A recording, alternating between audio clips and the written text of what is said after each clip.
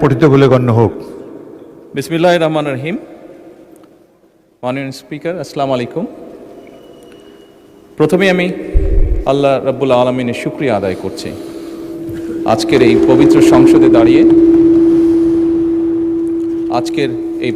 সংসদে দাঁড়িয়ে বাংলাদেশের মানুষের ভোটে নির্বাচিত বাংলাদেশ জাতীয়তাবাদী দল কি পরিকল্পনা গ্রহণ করেছে দেশের মানুষের স্বার্থে, দেশের মানুষের জন্য, সেগুলো বলার সুযোগ করে দেওয়ার জন্য। একই সাথে আমি আন্তরিকভাবে ধন্যবাদ জানাতে চাই ঢাকা 17 আসনের যে সকল ভোটারবৃন্দ আমাকে নির্বাচিত করে এই আসনে প্রতিনিধিত্ব করার জন্য জাতীয় সংসদে পাঠিয়েছেন। একই সাথে যারা ভোট দেননি, আমি মনে করি আমার পবিত্র দায়িত্ব বাংলাদেশের নাগরিক হিসেবে তাদেরকেও প্রতিনিধিত্ব করা, তাদেরকেও দেখভাল করা। মাননীয় স্পিকার, সরকারের নির্বাচন ইশতেহারে ঘোষিত কার্যক্রমসমূহ বাস্তবায়নের জন্য সকল মন্ত্রণালয় বিভাগ আগামী 180 দিন, আগামী অর্থ বছর এবং আগামী 5 বছরের কর্মপরিকল্পনা প্রণয়নের জন্য এরই ভিতরে বিভিন্ন প্রকার উদ্যোগ গ্রহণ করেছে।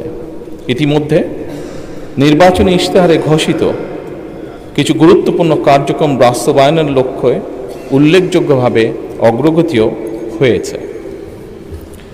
প্রান্তিক ও নিম্ন আয়ের পরিবারগুলোকে, যেখানে বাংলাদেশের অধিকাংশ পরিবারই প্রান্তিক বা নিম্ন আয়ের পরিবারের সদস্য, এই পরিবারগুলোকে প্রাথমিক পর্যায়ে 13টি জেলায় প্রায় 37,814টি নারী প্রধান পরিবারকে ফ্যামিলি কার্ড প্রদান কার্যক্রম শুরু হয়েছে। মাননীয় স্পিকার, একই সাথে কৃষকের সার্বিক সুরক্ষা প্রদানের জন্য সরকার কৃষক কার্ড প্রদানের উদ্যোগও গ্রহণ করেছে। প্রাথমিক পর্যায়ে কৃষি সম্প্রসারণ অধিদপ্তরের মাধ্যমে বাংলাদেশের 8টি বিভাগের 10টি জেলার 11টি উপজেলায় 11টি ব্লকে পাইলটিং কাজ শুরু হয়েছে। এছাড়া নির্বাচনী অঙ্গীকার বাস্তবায়নের লক্ষ্যে ইতিমধ্যে সরকার শস্য, ফসল, পশুপালন ও মৎস্য খাতে 10,000 টাকা পর্যন্ত কৃষি ঋণ এরই মধ্যে মওকুফ করেছে। মাননীয় স্পিকার, সরকারের নির্বাচনী ইশতেহার বাস্তবায়নের প্রাথমিক পর্যায়ে ঈদ উল ফিতরের পূর্বেই যা আমরা দেশের মানুষের কাছে প্রতিশ্রুতি দিয়েছিলাম, ঈদ উল ফিতরের পূর্বেই 3,995 জন ইমাম, 2,975 জন মুয়াজ্জিন, 2,604 জন খাদেম এবং হিন্দু মন্দিরের 114 জন পুরোহিত, 83 জন সেবায়িত, বৌদ্ধ বিহার বা প্যাগোডার 15 জন অধ্যক্ষ এবং 16 জন উপাধ্যক্ষ, সর্বমোট 9,102 জন উপকারভোগীর ব্যাংক অ্যাকাউন্টে নির্বাচনী প্রতিশ্রুতি অনুযায়ী সম্মানী পৌঁছে দেওয়া হয়েছে।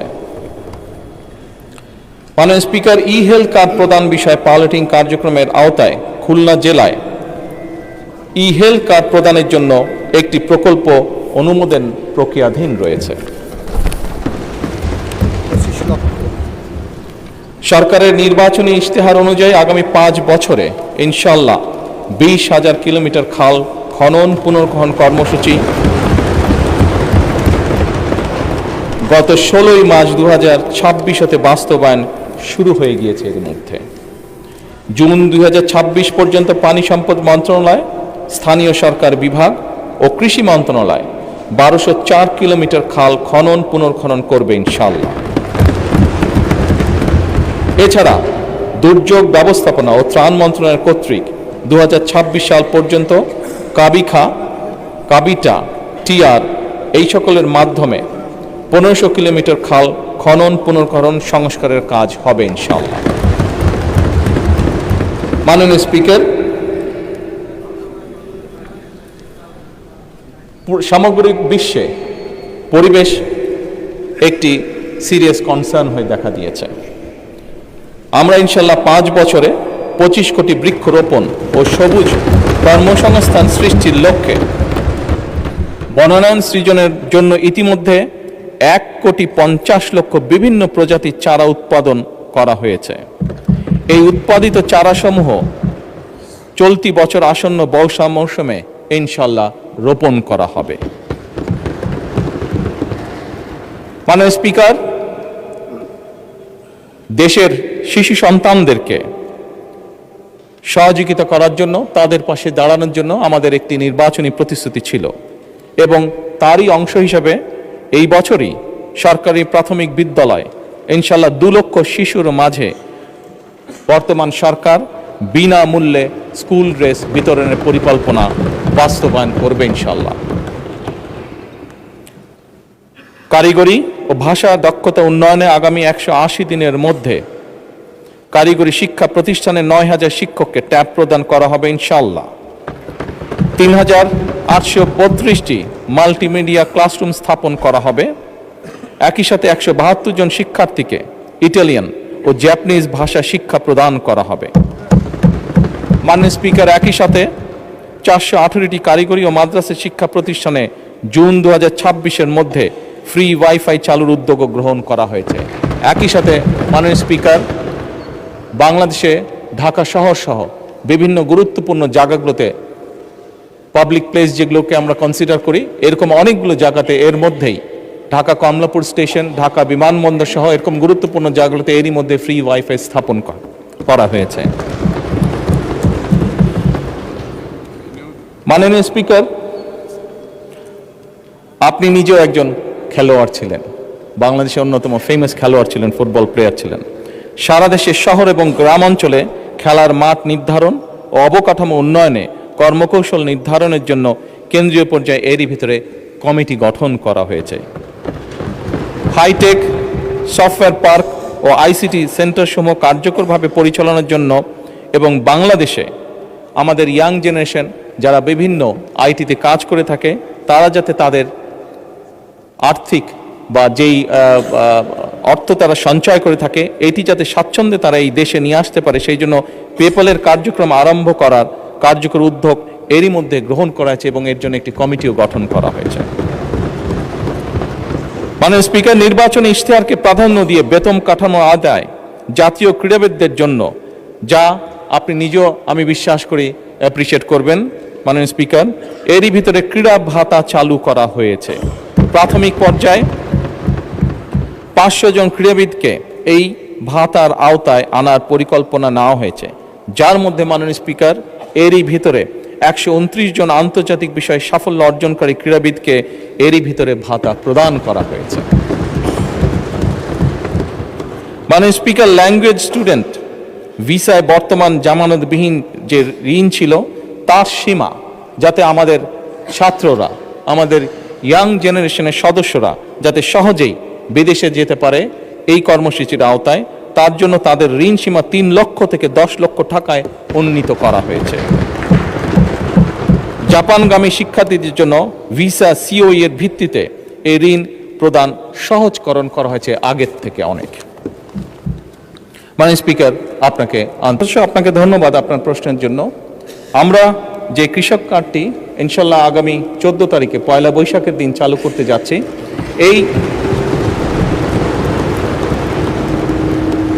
এই পাইলট কর্মসূচির আওতায় এরই ভিতরে আমরা প্রায় মোটামুটিভাবে 22,000 বিভিন্ন ধরনের কৃষক, প্রায় 22,000কে এই পাইলট প্রজেক্টের আওতায় নিয়ে এসেছি। বাংলাদেশের 10টি জেলায় এই কর্মসূচি আমরা শুরু করতে যাচ্ছি। আপনি যদি জিজ্ঞেস করেছেন যে কবে নাগাদ সমগ্র বাংলাদেশে এটি সকল কৃষককে আমরা দিতে পারবো, বাংলাদেশে সরকারের কাছে যে হিসাব আছে তাতে প্রায় 2,75,00,000 কাছাকাছি কৃষক আছে, প্লাস মাইনাস। আমরা ইনশাল্লাহ পর্যায়ক্রমিকভাবে আগামী কয়েক বছরের মধ্যে চেষ্টা করব, আমাদের সরকারের পরিকল্পনা রয়েছে সকল কৃষকের কাছে পর্যায়ক্রমিকভাবে পৌঁছানোর জন্য। ধন্যবাদ মাননীয় সংসদ সদস্য। আপনি যে প্রশ্নটি করেছেন যে কতজন মানুষের কাছে আমরা পৌঁছে দেব, তাই তো? এবং মূল্যস্ফীতি হবে কিনা। বাজেট কত? স্বাভাবিকভাবে বাজেট কত এটি আমরা আপনাদেরকে এখনই বলছি না, অর্থাৎ আমরা পর্যায়ক্রমিকভাবে জিনিসগুলোকে সামনে এগিয়ে নিয়ে যাব। আমাদের এক একটি কৃষক কার্ড এবং এক একটি ফ্যামিলি কার্ডে আমরা রেখেছি কৃষক কার্ড যারা পাবেন সেই সকল কৃষক 2,500 টাকা পাবেন বছরে, এবং ফ্যামিলি কার্ডে যারা পাবেন তারা সে সকল নারী প্রতি মাসে 2,500 টাকা পাবেন। আমরা যেহেতু প্রতি মাসে এটিকে এক্সটেন্ড করতে থাকবো, অর্থাৎ অধিক সংখ্যক নারী কৃষক কার্ড পাবেন, অধিক সংখ্যক কৃষক কার্ড পাবেন। একবারে সবাইকে দিচ্ছে না, পৃথিবীর কোনো দেশের পক্ষে একবারে সেটি সম্ভব না করা। সেই জন্য প্রতি বছরই আমরা বাজেটের স্যাংশন বাড়াবো, প্রতি বছরই বাজেটে আমরা টাকা অ্যালোকেট করব, এভাবে পর্যায়ক্রমিকভাবে ধীরে ধীরে আমরা এগোবো। এবং অবশ্যই বাজেটের প্রাধান্য পাবে। এবং আপনি যেটা বলেছেন মূল্যস্ফীতি হবে কিনা, আমরা তো টাকা ছাপিয়ে দিচ্ছি না, আমরা যেহেতু টাকা ছাপিয়ে দিচ্ছি না কাজেই মূল্যস্ফীতি হবে না, বরং আমরা মনে করি এই টাকাগুলো যখন মার্কেটে যাবে, যারা কৃষক কার্ড পাচ্ছেন সেই সকল কৃষক, যারা প্রান্তিক পর্যায়ে নারীরা যারা পাচ্ছেন টাকা, নিশ্চয়ই তারা সিঙ্গাপুর বা বিভিন্ন দেশে টাকা পাচার করবেন না, সেই টাকা লোকাল অর্থনীতিতে তারা খরচ করবেন। এবং একজন নারী স্বাভাবিকভাবে সেটি তার সন্তানের লেখাপড়ার পিছে খরচ করবেন, অথবা সেটি তার সন্তান বা পরিবারকে একটু ভালো খাবারের ব্যবস্থা করবেন, অথবা তিনি লোকালি কোনো ছোট ব্যবসা প্রতিষ্ঠান গড়ে তুলবেন। ফলে যেটা হচ্ছে, যেই টাকাটা সরকারের কাছ থেকে তার কাছে যাচ্ছে সেই টাকাটা লোকাল ইকোনমিকে শক্তিশালী করছে, লোকাল ইকোনমিতে সেটি রোটেট করছে। যেমন একজন নারী যখন সেই টাকাটি পাবেন, উনি যদি একটি মুদির দোকানে গিয়ে সদাই করেন, এরকম ওনার আশেপাশে যারা সেটি পাবেন, আরও যে সকল পরিবার, আরও যে সকল নারী পাবেন, তারা সকলে যখন ওই মুদির দোকানে যাবেন, স্বাভাবিক সেই মুদির দোকানের সেল বাড়বে। সেই মুদির দোকানে যখন একজন কর্মচারী যদি এখন থেকে থাকে, 1 মাস পরে বা 2 মাস বা 3 মাস পরে সেই মুদির দোকান মালিক দেখবে যে আমার একজন কর্মচারী দিয়ে হচ্ছে না, তখন সে আরেকজন কর্মচারী নিয়োগ করবে। ফলে কি দাঁড়াচ্ছে, কর্মসংস্থান হচ্ছে, এবং সেই কর্মচারী 2 জন বেতন পাবে, তারাও গিয়ে গামছা কিনবে, লুঙ্গি কিনবে, অথবা তার সন্তানের জন্য চিপস কিনবে, অথবা একটা ছোট্ট ফ্রক কিনবে তার মেয়ের জন্য। ফলে লোকাল ইকোনমি আস্তে আস্তে স্ট্রেনদেন হবে, লোকাল ইকোনমি আস্তে আস্তে বড় হবে। কাজেই মূল্যস্ফীতি হবে বলে আমরা মনে করি না, আমাদের কোনো রিসার্চে মূল্যস্ফীতি বলে না, বরং অর্থনীতি আরো সচল হবে, অর্থনীতি আরো স্ট্রেনদেন হবে। এবং লোকাল যে সকল ইন্ডাস্ট্রি আছে, বাংলাদেশের শতকরা 70 থেকে 80% মানুষ যে সকল প্রোডাক্ট কনজিউম করে সেগুলো লোকাল ইন্ডাস্ট্রির প্রোডাক্ট কনজিউম করে। কাজে লোকাল ইন্ডাস্ট্রিগুলোকে স্ট্রেনদেন করার এটি আরেকটি উপায়। এবং তার ফলে যেটি হবে, সামগ্রিকভাবে ডিপ্রাইভ যে সকল মানুষ আছে, আমি বলছি না যে আগামী 6 মাসের মধ্যে এটি হবে, তবে ইনশাল্লাহ 3 থেকে 5 বছরের মধ্যে আপনি যে পরিবর্তনটি দেখবেন, যারা প্রান্তিক গোষ্ঠীর মানুষ তাদের জীবনযাত্রার মান ইনশাল্লাহ অনেক উন্নত হবে। মাননীয় স্পিকার এবং মাননীয় সংসদ সদস্য, আপনাদের উভয়কে ধন্যবাদ। গণপ্রজাতন্ত্রী বাংলাদেশের সংবিধানের 15 ঘ অনুচ্ছেদ অনুযায়ী নাগরিকদের সামাজিক নিরাপত্তা অধিকার নিশ্চিত করা রাষ্ট্রের অন্যতম মৌলিক দায়িত্ব। ফ্যামিলি কার্ড কার্যক্রম এই সাংবিধানিক দায়বদ্ধতাকে আধুনিক ডিজিটাল কাঠামোর মাধ্যমে একটি বৈষম্যহীন ও মানবিক কল্যাণ রাষ্ট্রে রূপান্তরের প্রধান হাতিয়ার বলে আমরা দৃঢ়ভাবে বিশ্বাস করি। মাননীয় স্পিকার, এই কর্মসূচির মূল দর্শনই হচ্ছে ব্যক্তি নয়, বরং পরিবারের উন্নয়নের মূল একক। বর্তমানে দেশে প্রচলিত 95টিরও বেশি সামাজিক নিরাপত্তা কর্মসূচির মাধ্যমে সমাজের পিছিয়ে পড়া জনগোষ্ঠীকে সহায়তা প্রদান করা হয়। দীর্ঘদিন যাবৎ এই সহায়তা প্রদান করা হলেও দারিদ্র্যের হার কাঙ্ক্ষিত রূপে হ্রাস পায়নি, বরং আমরা দেখেছি বিগত 18 মাসে দারিদ্র্যের সংখ্যা বরং বেড়েছে, বিভিন্ন স্ট্যাটিস্টিক্সে যা এসছে। এবং জনগোষ্ঠীর পুষ্টি ও স্বাস্থ্যের কাঙ্ক্ষিত উন্নয়ন আমরা ঘটতে দেখছি না। দেখা গেছে কোনো পরিবারে মাকে এ জাতীয় সহায়তা প্রদান করা হলে সহায়তাটি পরিবারের শিশুসহ অন্যান্য সদস্যদের খাদ্য, পুষ্টি, জরুরি চিকিৎসা ও শিক্ষায় ব্যবহার করা হয়, এবং অর্থের অপচয় বা অপ্রয়োজনীয় খাতে ব্যয়ের সুযোগ হ্রাস পায়। এ কারণেই ফ্যামিলি কার্ড পরিবারের প্রধান নারী সদস্যকে প্রদান করার সিদ্ধান্ত গ্রহণ করা হয়েছে। এতে একদিকে যেমন এতে করে একদিকে যেমন সহায়তাটি সরাসরি পরিবারের সদস্যদের খাদ্য, পুষ্টি, জরুরি চিকিৎসা ও শিক্ষায় ব্যয় হবে, অন্যদিকে ফ্যামিলি কার্ডটি পরিবারের নারী প্রধানের নামে হওয়ায় পরিবারের সম্পদের উপরে তার নিয়ন্ত্রণ বৃদ্ধির মাধ্যমে পরিবারের সিদ্ধান্ত প্রদান ও মর্যাদা বৃদ্ধি তথা পরিবার ও সমাজের নারীর এম্পাওয়ারমেন্ট বা ক্ষমতায়ন নিশ্চিত করবে। মাননীয় স্পিকার, গত 10ই মার্চ 2026 তারিখে দেশের 13টি জেলার 3টি সিটি কর্পোরেশন ইউনিয়ন এর 15টি ওয়ার্ডে ফ্যামিলি কার্ড কর্মসূচি চালু করা হয়েছে এবং এর মাধ্যমে প্রাথমিক পর্যায়ে প্রায় 38,000, টু বি প্রিসাইজ 37,814টি নারী প্রধান পরিবারকে ভাতা প্রদান করা হয়েছে। বর্তমান 2025-26 অর্থ বছরে বাকি 3 মাসে আরও 30,000টি পরিবারকে এ কর্মসূচির আওতায় আনা হবে এবং আগামী 4 বছরের মধ্যে দেশব্যাপী 4 কোটি পরিবারের কাছে পর্যায়ক্রমিকভাবে আমাদের এই ফ্যামিলি কার্ড পৌঁছে দেবার পরিকল্পনা রয়েছে। মাননীয় স্পিকার, আপনাকে বাংলাদেশ জাতীয়তাবাদী দল বিশ্বাস করে যে বাংলাদেশের জনগণই হচ্ছে তাদের সকল রাজনৈতিক ক্ষমতার শক্তি, উৎস, এবং এরই ভিতরে আমি আপনাদের সামনে উপস্থাপন করেছি যে আমরা বাংলাদেশের মানুষের কাছে যে প্রতিশ্রুতি দিয়েছিলাম সেই প্রতিশ্রুতিগুলো এই মহান সংসদে দাঁড়িয়ে আমি উপস্থাপন করেছি যে এই প্রতিশ্রুতিগুলোর বাস্তবায়ন প্রাথমিক কাজ বর্তমান সরকার শুরু করেছে। এবং যেহেতু আমরা বিশ্বাস করি জনগণই আমাদের সকল ক্ষমতার উৎস, যেহেতু আমরা বিশ্বাস করি জনগণের কাছে আমরা যে ওয়াদা করেছি সেটি পূরণে আমরা বদ্ধপরিকর, সেজন্যই বাংলাদেশের জনগণ যাদেরকে নির্বাচিত করেছে একটি নিরপেক্ষ নির্বাচনের মাধ্যমে, সেই নির্বাচিত সদস্যদের মাধ্যমে, সারা দেশের নির্বাচিত সদস্যদের মাধ্যমে, পবিত্র জাতীয় সংসদের সদস্যদের মাধ্যমে আমরা পর্যায়ক্রমিকভাবে আমাদের সকল কর্মসূচিগুলো ইনশাআল্লাহ বাস্তবায়ন করব।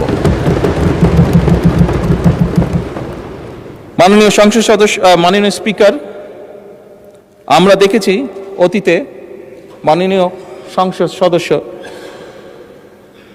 আপনার প্রশ্নের রেশ ধরেই বলতে চাই, আমরা অতীতে দেখেছি বিভিন্ন রাজনৈতিক দল বিভিন্ন রকম কমিটমেন্ট করেছিল নির্বাচনের আগে। আপনি দু একটি কথা উল্লেখ করেছেন, কেউ বিভিন্ন রকম টিকিটও বিলি করেছিল। তবে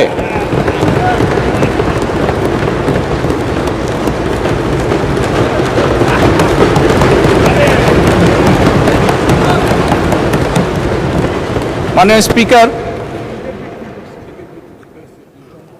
বিগত নির্বাচনে বাংলাদেশ জাতীয়তাবাদী দলের প্রতি জনগণ যে সমর্থন দিয়েছে, যে ম্যান্ডেট দিয়েছে, তাতে পরিষ্কারভাবে প্রমাণিত হয় বাংলাদেশের মানুষ এই ফ্যামিলি কার্ড, কৃষক কার্ড সহ যে সকল পরিকল্পনা আপনাদের এই মহান জাতীয় সংসদে আপনার মাধ্যমে আমি উপস্থাপন করেছি, সেই সকল পরিকল্পনার প্রতি বাংলাদেশের মানুষের সমর্থন আছে। এবং একই সাথে প্রমাণিত হয় বিগত নির্বাচনে ম্যান্ডেটের মাধ্যমে জনগণের বিএনপির প্রতি যে ম্যান্ডেট দিয়েছে তার মাধ্যমে প্রমাণিত হয় বাংলাদেশের মানুষ বাংলাদেশ জাতীয়তাবাদী দলের উপর আস্থা রেখেছে, তাদেরকে বাংলাদেশের মানুষ বিশ্বাস করে। মাননীয় স্পিকার, আপনার মাধ্যমে পরিষ্কারভাবে আমি বাংলাদেশ জাতীয়তাবাদী দল পক্ষ থেকে বলতে চাই যে ইনশাআল্লাহ বাংলাদেশের মানুষের কাছে আমরা যে প্রতিশ্রুতি দিয়েছি, আমরা আমাদের সর্বোচ্চ চেষ্টা দিয়ে সেই প্রতিশ্রুতি পালনের চেষ্টা অব্যাহত রাখব। ধন্যবাদ মাননীয় স্পিকার। ধন্যবাদ মাননীয় প্রধানমন্ত্রী। মাননীয় সংসদ সদস্য, আপনাকে আন্তরিকভাবে ধন্যবাদ আপনার প্রশ্নের জন্য। এই মুহূর্তে আমাদের এইরকম কোনো শ্রমিকদের জন্য কার্ড দেবার পরিকল্পনা নেই, তবে শ্রমিক কল্যাণ ফেডারেশনের যে সকল অর্থ আছে শ্রমিকদের জন্য, শ্রমিকদের কল্যাণের জন্য, অবশ্যই সেই অর্থগুলি সত্যিকারভাবে শ্রমিকদের জন্য ব্যয় করা হচ্ছে কিনা আমরা সেটিকে অবশ্যই খোঁজ খবর করব এবং আমরা নিশ্চিত করার চেষ্টা করব যে সত্যিকারভাবে অন্য কোনো কিছুর পিছনে যাতে সেই অর্থ ব্যয় না হয়, বরং সেই অর্থ যাতে সঠিকভাবে সত্যিকারভাবে শ্রমিকদের কল্যাণের জন্যই ব্যয় করা হয়। আমাদের সরকারের এটি থাকবে অন্যতম প্রধান লক্ষ্য। ধন্যবাদ মাননীয় সংসদ সদস্য। মাননীয় স্পিকার, মাননীয় সংসদ সদস্য, আপনাদের উভয়কে ধন্যবাদ আমাকে এই প্রশ্নের উত্তর বলার সুযোগ করে দেওয়ার জন্য। মাননীয় স্পিকার, সরকার পরিচালনার দায়িত্ব গ্রহণ করার পর থেকে আমরা দেখছি যে আমরা অত্যন্ত ভঙ্গুর একটি অর্থনীতি পেয়েছি। তারপরেও দুর্নীতিকে এই সময়ের মধ্যে যতটুকু সম্ভব দুর্নীতির টুটি চেপে ধরে এবং বিভিন্ন জায়গায় বিভিন্ন লিকেজ বন্ধ করার উদ্যোগ গ্রহণের মাধ্যমে আমরা চেষ্টা করছি কিভাবে জনগণের যে ট্যাক্সের টাকা সেটিকে সর্বোচ্চ অগ্রাধিকার দিয়ে সবচেয়ে ভালোভাবে সেটিকে জনগণের স্বার্থে এবং দেশের স্বার্থে ব্যবহার করা যায়। মাননীয় স্পিকার, অন্তর্বর্তীকালীন সরকার কর্তৃক যে শ্বেতপত্র প্রণয়ন করা হয়েছিল বা প্রণয়ন কমিটি যে করা হয়েছিল সেটির তথ্য মতে 2009 থেকে 2023 সালের মধ্যে বাংলাদেশ থেকে অবৈধ অর্থ প্রবাহের পরিমাণ ছিল আনুমানিক 234 বিলিয়ন মার্কিন ডলার,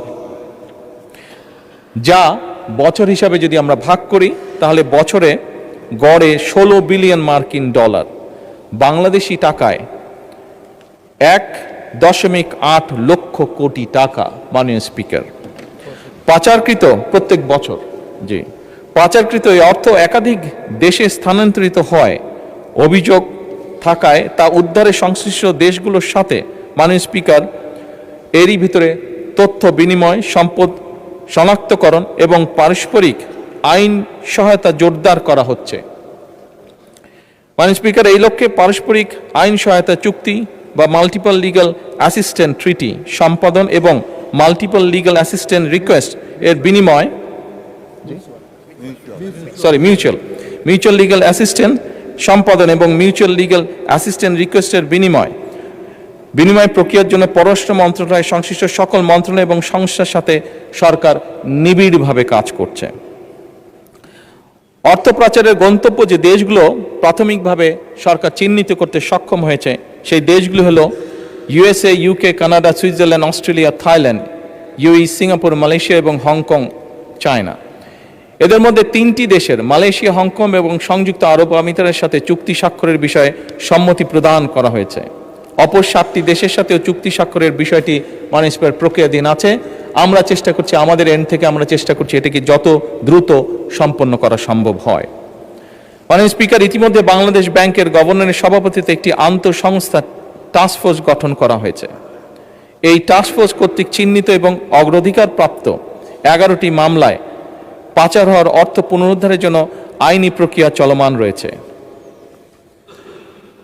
আন্তঃসংস্থা টাস্কফোর্স কর্তৃক চিহ্নিত অগ্রাধিকারপ্রাপ্ত কেসসমূহ অনুসন্ধান এবং তদন্তের জন্য দুর্নীতি দমন কমিশনের নেতৃত্বে এবং বাংলাদেশ পুলিশের CID, জাতীয় রাজস্ব বোর্ডের সেন্ট্রাল এজেন্সিয়াল সেল, শুল্ক গোয়েন্দা তদন্ত অধিদপ্তরের সমন্বয়ে 11টি যৌথ অনুসন্ধান ও তদন্ত দল গঠন করা হয়েছে।